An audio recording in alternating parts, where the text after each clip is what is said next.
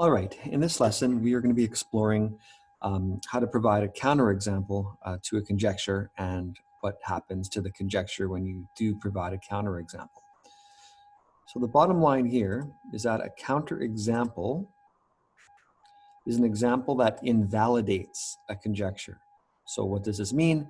It is an example that proves a conjecture false.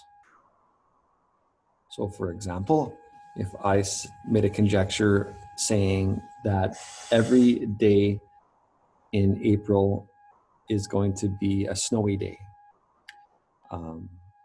In Landmark yesterday, it was snowing, so that was true, but today it's not snowing, so that would be a counterexample.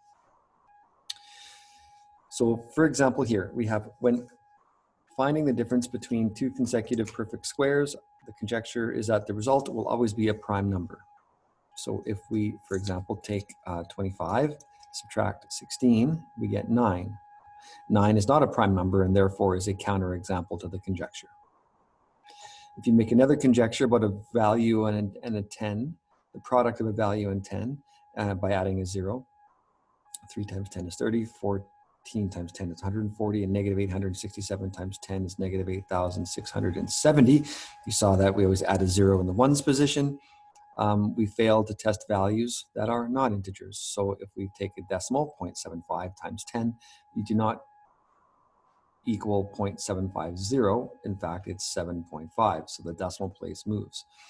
So that would be a counterexample to our conjecture and therefore invalidates the conjecture. And very important is that the conjecture, any conjecture, can be invalidated by one counterexample. So all you need to do is provide one counterexample and you will prove the conjecture false. That's all that is required. So for some examples here, we're just going to provide counterexamples that are going to prove the conjecture is false. Interestingly enough, if you cannot provide a counterexample, then that would be a true conjecture. And we'll learn more about that in grade 12 applied math. So first, number 1, the product of two values is greater than 0 is always greater than or equal to 1. So 5 times 4 is 20, 20 is greater than 1. 1 times 8, 8 is greater than 1. What about the values that are between 0 and 1? And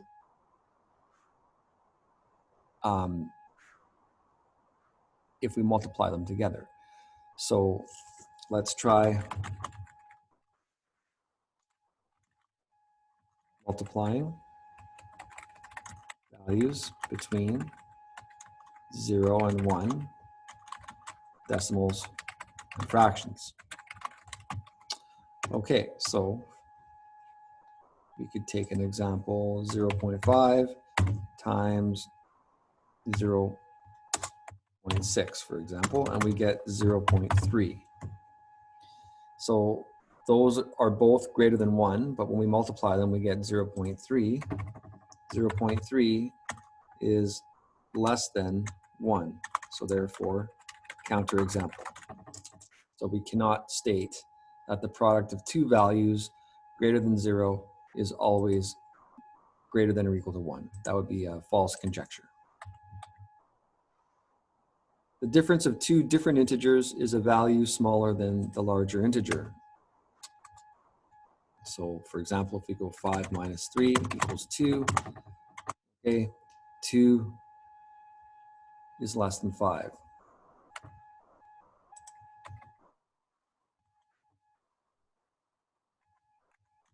Oops, 2 is less than 5, which means this is an example. This proves the conjecture. I think you'll realize that anytime you multiply a positive integer, anytime you subtract a positive integer, you're always going to get the difference that is less than the larger integer. What about subtracting a negative integer? So what if we went 5 minus negative 3? That equals 5 plus 3, which equals 8. 8 is greater than 5, which is a counterexample. So anytime you subtract a negative integer, you will get difference that is larger than the larger integer that you tried to subtract from. Okay, so hopefully you kind of see what's going on here with counterexamples. The quotient of any integer in two different natural numbers is two different results. Okay, so for example, if we go 8 divided by 4, okay, so that equals 2, and 8 divided by 2, that equals 4. So that's, again, proves the conjecture. The quotient of any integer in two different natural numbers is two different results. So 2 and 4 are different natural numbers, and you get two different quotients. But what about the integer 0? Well, if we take 0 divided by 4, we get that is equal to 0. And 0 divided by 2, that also equals 0. So using the integer 0, we have gotten a counterexample.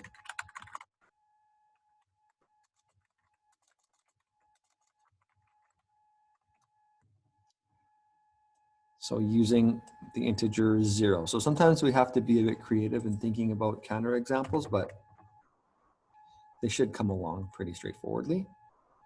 The majority of the time, a city's temperature will be warmer in July than in December. This is true for cities in the Northern Hemisphere. This is false for cities in the Southern Hemisphere. Their seasons are opposite, so counterexample.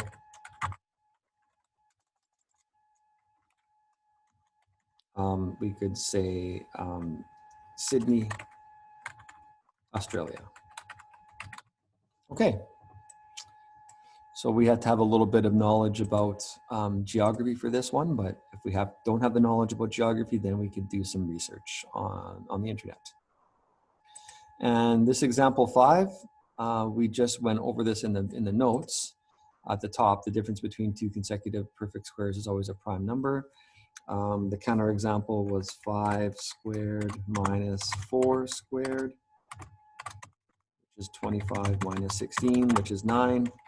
9 is odd, but not prime. So therefore, a counterexample. So this is just a quick lesson on finding counterexamples for situations. What we simply do is just think about it logically and try to find some examples. If we cannot find examples, it doesn't necessarily mean it's not false. It just means we might have to expand our knowledge base, but for the most part, the examples I'll give you, you would be able to find counterexamples. It'd be some basic mathematical examples or basic geography examples. So hopefully this provides you just a simple overview of what a counterexample is. So again, a counterexample invalidates a conjecture. It is an example that makes a conjecture false. And all you need is one counterexample to disprove a conjecture. The homework would be on page 22, numbers 1, 2, 3, 4, 5, 10, 13, and 16. And I wish you the best of luck working through learning about counterexamples to conjectures.